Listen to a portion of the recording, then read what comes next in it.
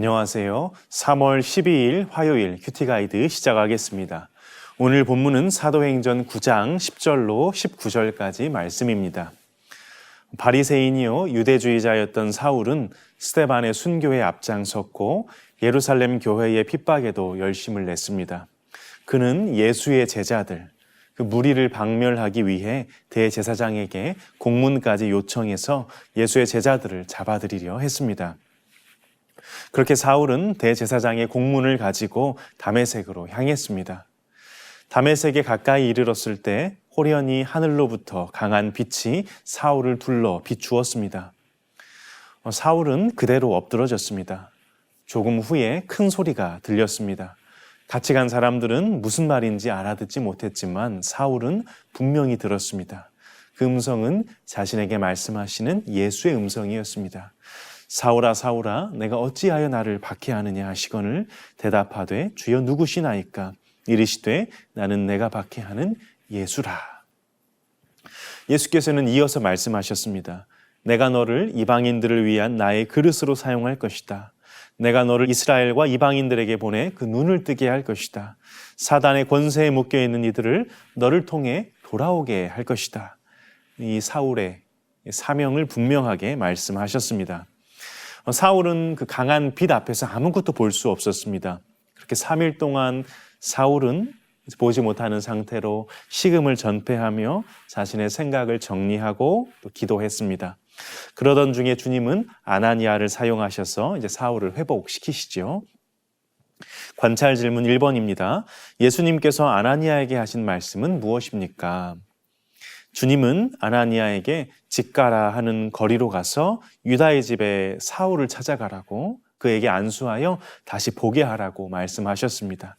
관찰 질문 2번입니다. 아나니아가 예수님께 한 말은 무엇입니까? 아나니아는 사울에 대하여 익히 들어 알고 있었습니다.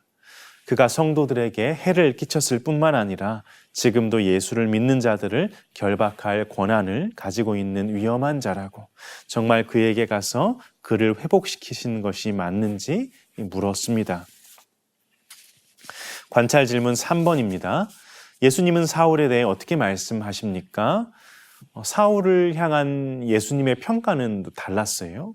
예수님께서는 사울이 내 이름을 이방인들과 또 임금들과 이스라엘 자손에게 전하기 위해 택한 나의 그릇이다. 이렇게 아나니아는 그가 이제 행했던 악행들, 악한 것들을 가지고 고발했는데 예수님은 사울은 내가 택한 그릇이다. 이렇게 얘기를 하시는 거죠.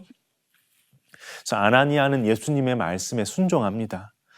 아나니아가 사울을 찾아가서 그에게 안수하며 말했습니다. 형제 사울아, 주 곧 내가 오는 길에서 나타나셨던 예수께서 나를 보내어 너로 다시 보게 하시고 성령으로 충만케 하신다. 이에 즉시 사울의 눈에서 비늘 같은 것이 벗어져 다시 보게 되었습니다. 사울은 일어나 나사렛 예수의 이름으로 세례를 받았고요. 다시 음식을 먹고 강건해졌습니다. 강건해진 사울은 곧바로 회당으로 가서 예수가 하나님의 아들이시라는 걸 전했습니다. 연구와 묵상 4번입니다. 하나님께서 아나니아를 통해 사울을 부르시는 이유가 무엇인지 묵상해 봅시다.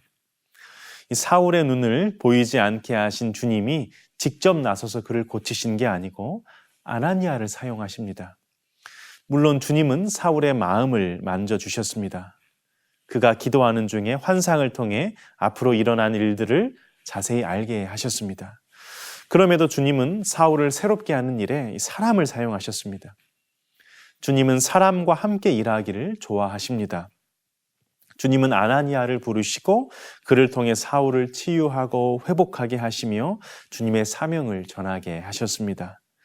특별히 예수께서 율법을 따라 경건하고 또 모든 유대인에게 칭찬받던 아나니아를 사용하셔서 성도를 핍박하던 일에 열심을 내던 그 사울을 세우신 건 복음이 온 민족에게 전파되는 일에 주권이 하나님에게 속했고 그 일이 인간의 선입견이나 생각을 넘어서는 일임을 보여줍니다. 또한 경건한 유대인, 칭찬받는 아나니아를 통해 사울이 분명한 회심을 경험했음을, 아나니아가 증인되어 주변 사람에게 분명히 알게 하시려는 목적도 있었습니다. 마지막 적용 5번입니다. 이해할 수 없는 하나님의 말씀을 들은 적이 있습니까? 내 생각을 뛰어넘는 하나님의 말씀을 이루어가기 위해 지금 내가 결단할 것은 무엇입니까? 아나니아는 이 보지 못하는 사울을 회복시키라는 예수님의 명령을 이해할 수 없었을 겁니다. 오히려 사울을 돕지 않는 게 교회를 위해 더 유익한 일이 아닌가 이렇게 생각을 했을지도 모르겠습니다. 하지만 예수님은 아나니아의 생각을 뛰어넘는 계획을 가지고 계셨습니다. 그리고 그 계획으로 인해 하나님의 나라는 더욱더 이방으로 확장될 수 있었습니다. 때로는 우리에게도 이해되지 않는 말씀과 명령이 주어질 때가 있습니다. 마치 아나니아에게 사울에게 가서 안수하라는 그런 말씀처럼 말이죠. 하나님의 이런 불편한 부르심이 있을 수 있습니다. 아나니아는 요나와 같이 나는 니느웨로 가지 않겠노라고 내 형제들을 핍박하고 특별히 스데반 이 순교에 앞장섰던 그 사울에게는 내가 갈 수 없겠노라고 그렇게 할 수도 있었을 거예요. 그럼에도 아나니아는 비록 이해되지 않는다 하더라도 자신의 생각을 내려놓고 하나님에게 그 말씀에 순종했습니다. 그때 사울이 눈을 뜨게 되었고 이방으로 이제 복음이 전해지게 된 것이죠. 우리의 작은 해안으로는 주님의 뜻을 다 이해할 수 없습니다.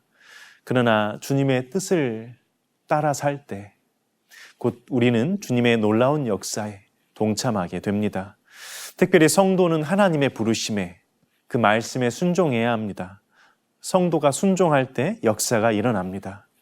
오늘 주신 하루도 하나님께서 나에게 어떤 말씀을 하시는가, 혹 이해되지 않고 불편한 부르심이라 하더라도 신실하신 하나님을, 선하고 인자하신 하나님을 신뢰하며 순종으로 나아가시기를, 그때 합력하여 선을 이루시는 하나님을 경험하게 되시기를 간절히 소망합니다.